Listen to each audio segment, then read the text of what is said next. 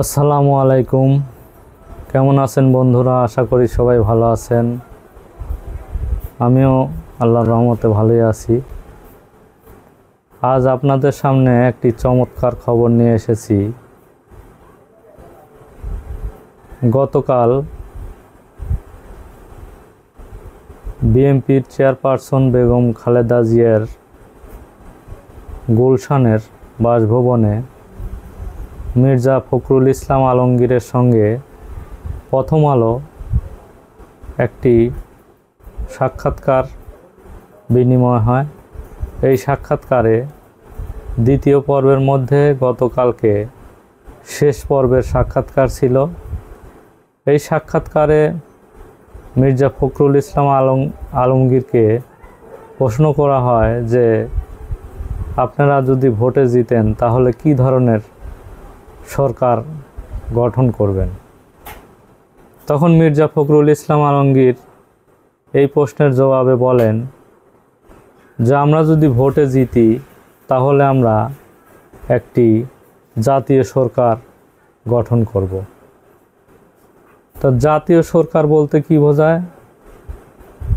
যে আমাদের যারা অঙ্গ সংগঠন ছিলেন তারা যদি 5টা 10টা কি 15টা আসন পায় তাদের নিয়েই আমরা একটি জাতীয় সরকার গঠন করব, এরকম একটা সিদ্ধান্ত নিয়েছি। তারপর তাকে আরেকটা প্রশ্ন করা হয়, তাহলে কি এই জাতীয় সরকার কি জামাত আপনাদের সঙ্গে থাকছে? তখন তিনি বলেন যে জামাত আমাদের সঙ্গে থাকবে কিনা এ বিষয়ে এখনো কোনো সিদ্ধান্ত হয়নি, তবে পরবর্তীতে যদি সিদ্ধান্ত হয় তাহলে আপনাদের জানানো হবে। তাহলে এই জাতীয় সরকারে আপনাদের বিরোধী দল হিসাবে কে থাকছেন? আওয়ামী লীগ যদি নির্বাচনে আসে আপনাদের কি কোনো আপত্তি আছে? এই প্রশ্নে তিনি বলেন যে আওয়ামী লীগ যদি নির্বাচনে আসে আমাদের কোনো আপত্তি নেই, তবে আওয়ামী লীগ যে একটি 5ই আগস্টের জুলাই আগস্টের যে বিপ্লব হয়েছে, এই বিপ্লবে যে গণহত্যা করেছে, এই গণহত্যার আগে তাদের পূর্ণ বিচার হতে হবে, তারপর তারা নির্বাচনে যদি আসতে চায় আমাদের কোনো আপত্তি নেই। এবং তাহলে জাতীয় সরকারে আপনাদের কে কে থাকছে? এই প্রশ্নে তিনি বলেন জাতীয় সরকারে আমাদের যে সমমনা দলগুলো আছে তারাই জাতীয় সরকারে থাকবে। তা আওয়ামী লীগ তাহলে কি বিরোধী দল থাকছে না? এই প্রশ্নে তিনি উত্তর দেন যে আওয়ামী লীগ তো আমাদের জাতীয় সরকারে থাকবে না। আওয়ামী লীগ যদি নির্বাচন করে তাহলে তারাই বিরোধী দল হিসেবে থাকবে। তারপরে তাকে আরেকটি প্রশ্ন করা হয় যে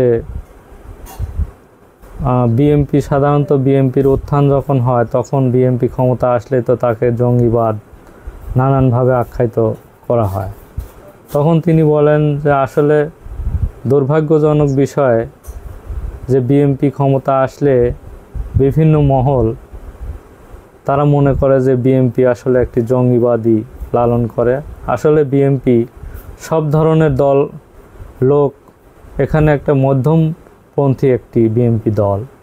এই দলে সব ধরনের মানুষ অংশগ্রহণ করে, তার মানে এই নয় যে জঙ্গিবাদ বিএনপি পোষণ করে। তারপর তাকে আরেকটি প্রশ্ন করা হয় যে বিএনপি বর্তমানে বিভিন্ন জায়গায় যে চাঁদাবাজি, লুট, এই ধরনের অভিযোগ পাওয়া যাচ্ছে, এ বিষয়ে কি বলেন? এই প্রশ্নের উত্তরে তিনি বলেন যে বিএনপি যে বর্তমানে চাঁদাবাজি নানান অভিযোগ হচ্ছে, আমরা যদি সত্যিকার তার প্রমাণ সহকারে যদি প্রমাণ পাই তাহলে তার সঙ্গে সঙ্গে আমরা অ্যাকশন নিচ্ছি।